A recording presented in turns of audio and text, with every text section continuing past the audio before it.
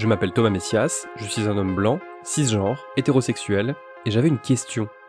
Comment fait-on pour que les hommes cessent de violer ?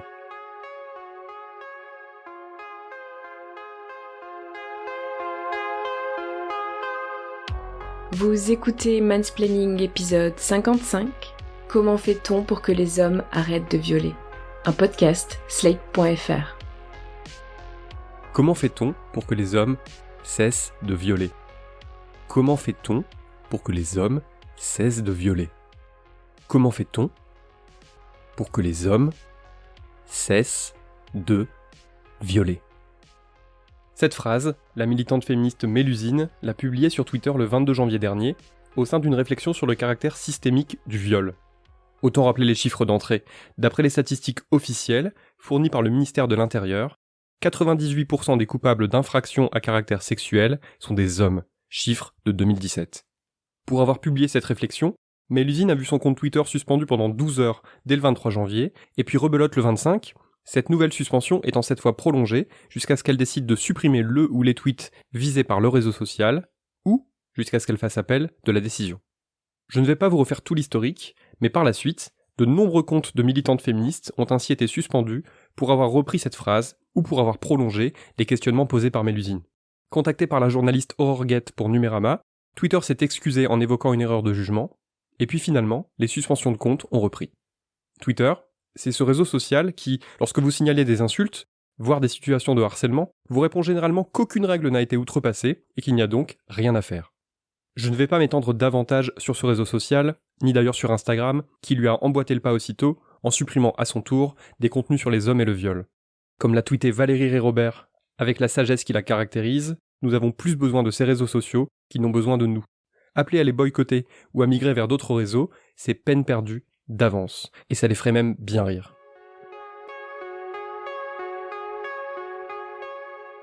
Dans ce qui va suivre, je voudrais juste m'adresser aux individus de ma catégorie, les hommes cisgenres, hétérosexuels. Les autres, vous pouvez arrêter l'écoute ici, je ne vais absolument rien vous apprendre. Chers semblables, une fois encore, nous ne sommes pas à la hauteur. Fin 2017, dans le cadre d'un déferlement nommé MeToo, des milliers et des milliers de femmes racontaient les harcèlements sexuels, agressions sexuelles ou viols dont elles avaient été victimes. Certaines le faisaient pour la première fois et d'autres non. Mais ce qui semblait avoir changé, ce qui donnait un peu d'espoir, c'est que les témoignages semblaient enfin être écoutés par la majorité. On a alors vu plein d'hommes expliquer qu'effectivement, ils ne s'étaient jamais rendus compte de l'ampleur des violences sexistes et sexuelles infligées très majoritairement aux femmes, et qu'à l'avenir, ils seraient plus vigilants, plus à l'écoute. Certains ont ouvertement questionné leur comportement passé, et d'autres l'ont sans doute fait introspectivement, ou dans la sphère privée. Pendant les 3 années qui ont suivi, et qui nous mènent jusqu'à aujourd'hui, il y a eu différentes vagues. Des films, des livres et des podcasts ont permis de remettre sans cesse le sujet sur la table. Je pense aux chatouilles d'Andrea Bescon et Éric Métayer, au consentement de Vanessa Springora, ou plus récemment, à la Familia Grande de Camille Kouchner. Récemment, en France, les hashtags MeTooInceste et MeTooGay ont été énormément utilisés, et le simple fait d'en parler suffit d'ailleurs à me redonner des frissons.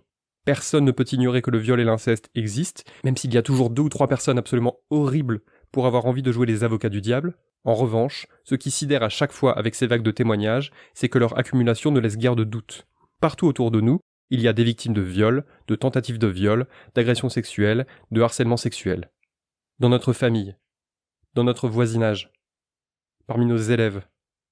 Il y a ce qu'on sait, parce qu'il peut arriver que ces personnes aient un jour ou l'autre envie de se confier à nous, et puis il y a tout ce qu'on ne sait pas, tout ce qui se passe le soir, et d'ailleurs pas que le soir, derrière la porte de nombreux domiciles ou de certains bureaux. Les victimes sont partout.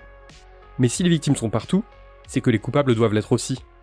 Et ça, très clairement, une bonne partie des hommes ne semblent pas disposés à l'entendre. Les hommes qui, permettez-moi de le répéter, représentent 98% des coupables d'infractions à caractère sexuel. Pourtant c'est un fait. Les coupables sont partout. Dans notre famille, dans notre voisinage, parmi nos collègues, parmi nos amis. C'est une affaire de statistiques. Même en admettant qu'il existe des violeurs ou des agresseurs en série, et qu'ils contribuent un petit peu à gonfler les chiffres, il reste un nombre gigantesque d'actes qui sont commis par des hommes dits ordinaires, ceux que l'on croise dans notre quotidien. Les stats sont clairs. Le violeur n'est pas l'individu monstrueux que la victime croise en pleine nuit, au détour d'une rue déserte ou d'une forêt, et qui se jette sur elle parce qu'elle est court vêtue. Dans 91% des cas, la victime connaissait son violeur. Dans 25% des cas, c'était même un membre de sa famille. Et ça, les mecs, vous ne semblez toujours pas prêts à l'entendre. Voilà pourquoi, à chaque fois que quelqu'un poste une phrase comme « Comment fait-on pour que les hommes cessent de violer ?», des voix masculines s'élèvent pour exiger une correction. Il ne faut pas dire « les hommes », il faudrait dire « des hommes ». C'est vrai quoi. Il existe des hommes qui n'ont jamais violé personne. C'est même une majorité. Et donc, il faudrait dire « des hommes ». Sinon, ceux qui lisent cette phrase se sentent profondément froissés. Je vais me risquer à une analogie. Les analogies, c'est parfois casse-gueule, parce qu'il y a souvent 1000 moyens de les contredire, d'expliquer que c'est pas tout à fait pareil, qu'on ne peut pas raisonner comme ça. Bon, j'essaie quand même.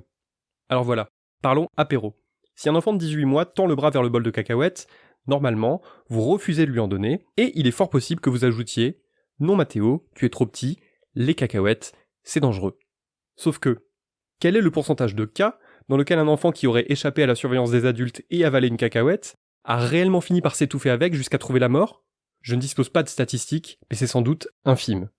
Eh bien voilà, toutes les cacahuètes ne font pas mourir les enfants, mais pourtant, on affirme bien que les cacahuètes sont dangereuses. On ne dit pas que des cacahuètes sont dangereuses. Parce qu'en fait, c'est l'idée même de cacahuète qui est dangereuse pour Mathéo. C'est le système des cacahuètes dans son ensemble. Et donc, on lui explique que les cacahuètes sont dangereuses, un point, c'est tout. Comment fait-on pour que les hommes cessent de violer ? Je ne sais pas précisément. Si je le savais, j'aurais déjà dévoilé mon plan de bataille révolutionnaire et on m'aurait remis le prix Nobel de la paix.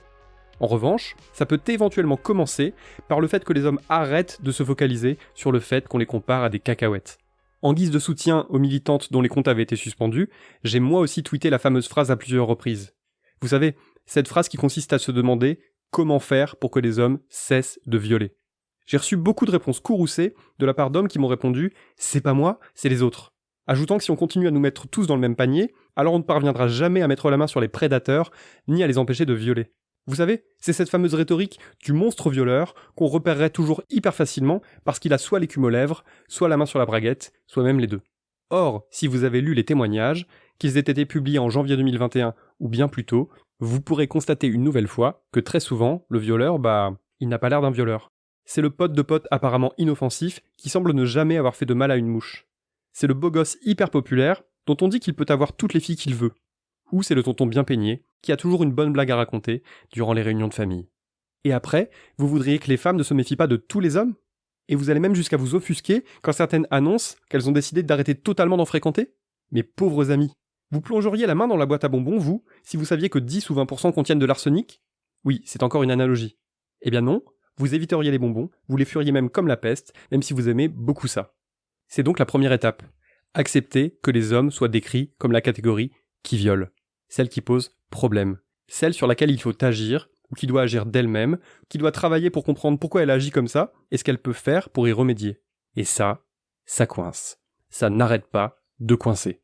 Car pour une poignée d'hommes que je vois faire leur chemin dans la déconstruction, accepter leur statut d'oppresseur, comprendre et relayer la douleur des victimes sans tirer la couverture à eux, il y en a tellement qui n'avancent pas d'un pouce. Et qui, au contraire, freinent des 4 fers, comme si le combat militant contre le viol allait perturber leur vie ou leur retirer des droits. Ces derniers jours, j'ai vu beaucoup de militantes faire part de leur découragement, et pas seulement celles dont les comptes avaient été suspendus ou censurés. La fin du mois de janvier 2021 a apporté 2 confirmations dont elles n'avaient nul besoin. Premièrement, les hommes, ou peut-être devrais-je dire des hommes pour ne fâcher personne, ne sont pas prêts à voir la vérité en face. Deuxièmement, les institutions, par leur inaction ou leurs actes répressifs, sont complices. Ça donne l'impression que tout est perdu d'avance. Alors je vais vous dire, chers semblables, non seulement il ne faudra pas s'étonner qu'un nombre croissant de femmes décident de se tenir éloignées de nous pour le restant de leur vie, mais il ne faudra pas non plus feindre la surprise lorsque les féministes que vous jugez déjà radicales vont l'être encore bien davantage. Si ça se passe de cette façon, on n'aura eu que ce qu'on mérite. Pour cet épisode de Mansplaining, je n'ai pas eu envie d'utiliser des extraits de films ou de séries. C'est une façon de marquer le coup. Cette fois, il n'y a que vous et moi. Pas de méchants personnages de violeurs sur lesquels s'indigner brièvement avant de reprendre le cours normal de notre vie. C'est ce que beaucoup trop d'hommes font. Ils parcourent l'existence en sifflotant parce que les violeurs, c'est les autres. C'est les immigrés. C'est les malades mentaux. C'est les mecs lambda, oui d'accord peut-être, mais pas parmi mes potes.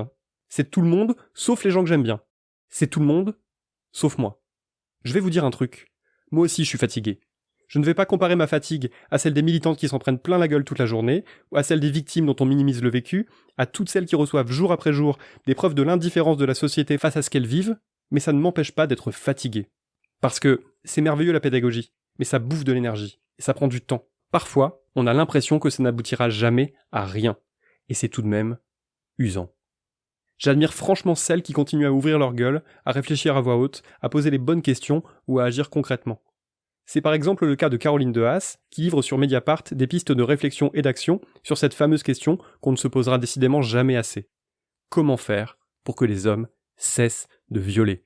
Elle y explique, avec moult chiffres, que le viol est un fait massif et structurel, ainsi que l'expression d'un rapport de pouvoir. Une fois encore, la plupart du temps, on est très loin du cliché du violeur poussé par ses pulsions, qui serait pris par une irrépressible envie de se soulager. Le violeur, avant tout, c'est quelqu'un qui veut montrer qu'il a le pouvoir. Un peu plus loin, Caroline de Haas explique qu'il faut faire évoluer les rapports de force individuels.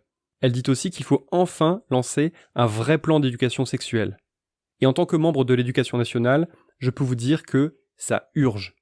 Les mômes sont livrés à eux-mêmes, les textes sur le nombre d'heures d'éducation sexuelle à apporter sont rarement respectés, et les contenus, tout comme la formation des adultes, laissent très franchement à désirer. Mais lisez plutôt son article, qui date du 27 janvier. Lisez-le et faites-le lire.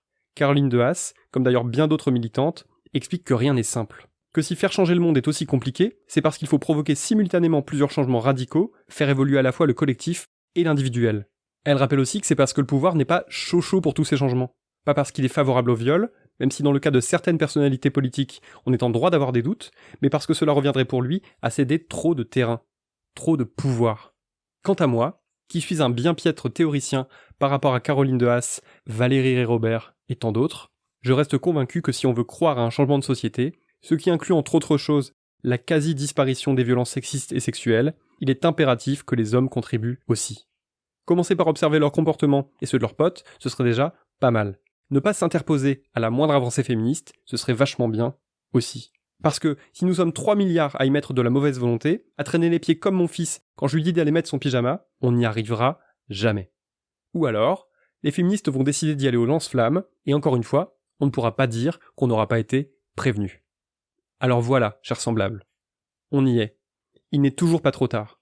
Pas trop tard pour ouvrir les yeux, pour refuser que le groupe auquel nous appartenons, vous et moi, continue à faire autant de mal.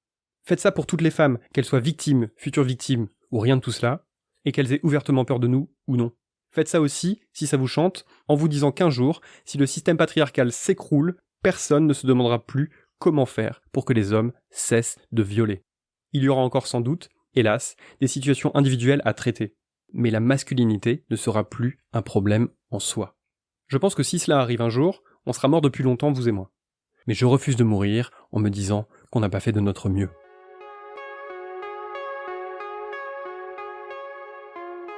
Voilà, c'était l'épisode 55 de Mansplaining, un podcast proposé par Slate.fr. Merci à Aurélie Rodriguez. Si vous avez aimé ce podcast, n'hésitez pas à le dire en nous couvrant d'étoiles partout où vous le pouvez, 5 de préférence, et en parlant le plus possible autour de vous. Toutes vos remarques et vos questions sont les bienvenues à l'adresse suivante, mansplaining@slate.fr. Vous pouvez aussi me contacter via Twitter ou Instagram, mes messages privés sont toujours ouverts. Toutes les références aux articles, œuvres, vidéos citées se trouvent dans la description de ce podcast. J'espère que vous tenez le coup, encore et toujours. Je vous embrasse sincèrement. Et à dans 15 jours.